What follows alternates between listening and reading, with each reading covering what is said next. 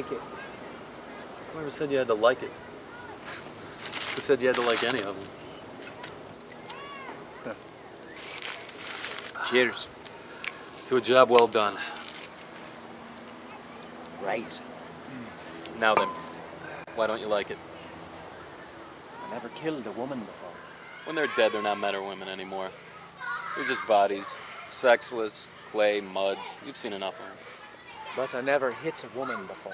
So this time it's a woman, all right? She won't be any less dead for it, or any more dead for that matter. You do like the money, don't you? Of course I like the money.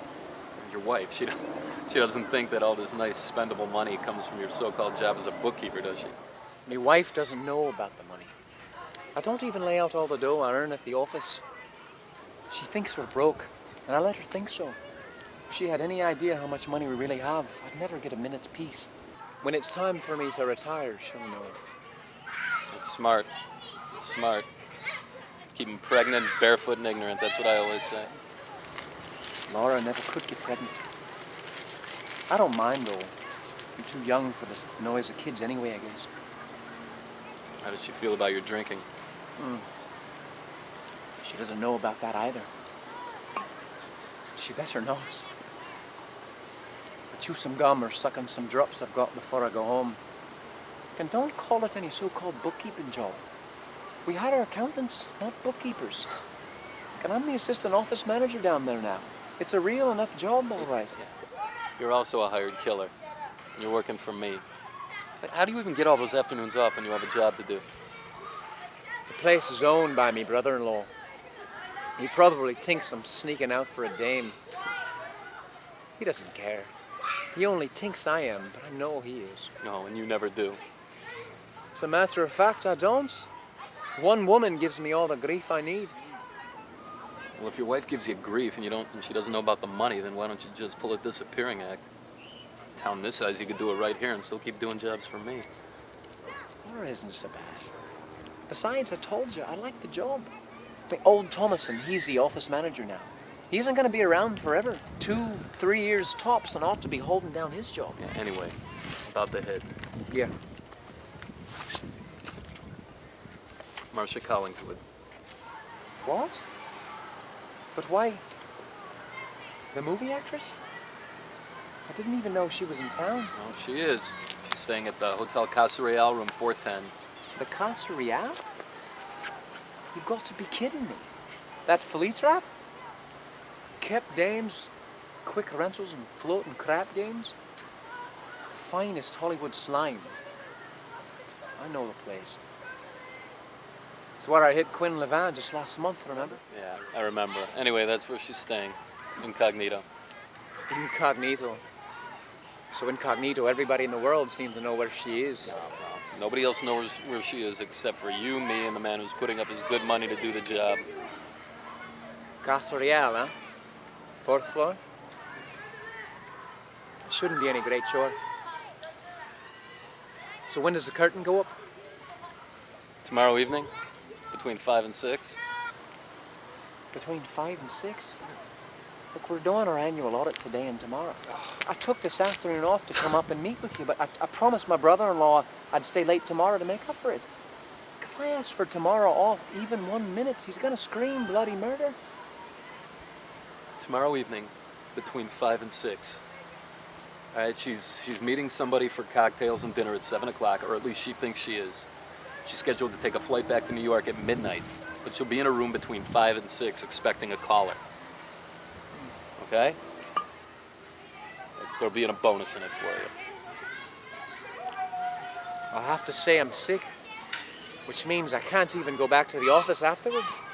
Which means I'll not only miss the time at the office, but I'll get caught in the rush hour traffic on the way home. It's murder in the 134. Look, Marcia Collingswood, Casa Real, room 410. And if you do it closer to 5, you might be able to beat the traffic. Not a chance.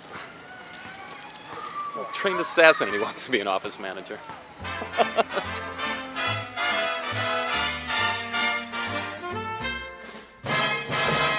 I like New York in June. How about you? I like a Gershwin tune.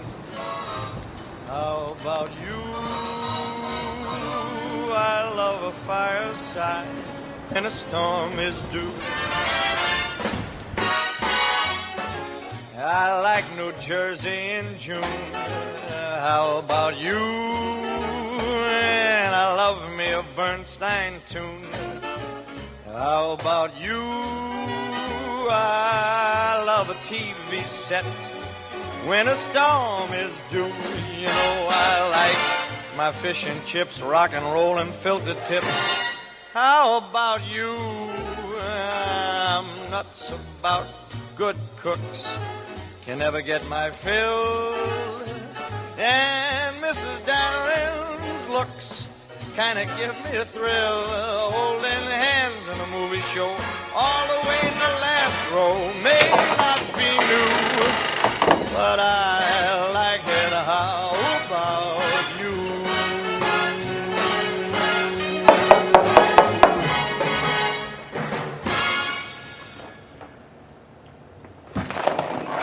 Yes? Miss Collingwood? I'm from the Daily News. Chamberlain is my name. We heard that you were You staying heard here. what? What are you doing here? If I wanted to see reporters, I wouldn't be staying at this type of establishment. Look, Miss Collingwood, we're a newspaper. I have an editor who eats reporters alive. When a good story breaks, we have no choice. Take your foot out of the door. Do you hear? If you don't, I will call the desk and have them send a policeman up here. And if you print one word about me staying here, I'll deny it and sue your newspaper for more money than it's got. Is that clear? Look, Miss Collingwood, I only need...